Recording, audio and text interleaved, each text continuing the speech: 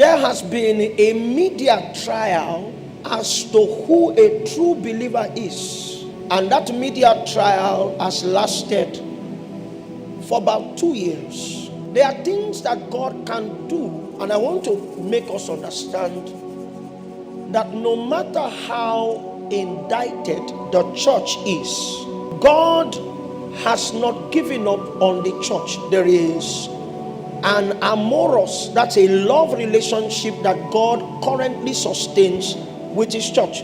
God has not forsaken the church, not as his army, not as his bride. And one of the reasons is because God has determined to not ride into territories nor make himself manifest to the principalities and powers without the church.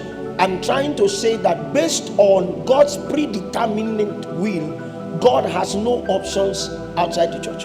He would have had, but God cannot give up on the church. There's no option. It's a good thing. It means that if we continue our journey with God, ultimately there will be arrivals, because God is intent on sustaining the journey of perfecting the church.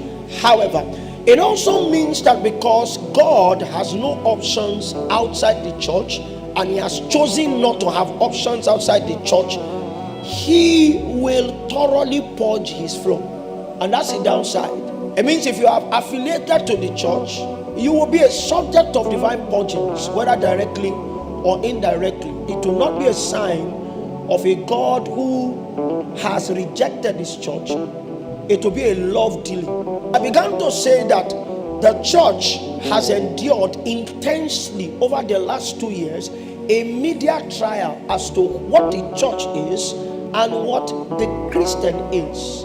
And I perceive that one of the ways in which you must begin to receive this media trial is to view it as a summons that was administered by our lover that we ignored, that has now gone public.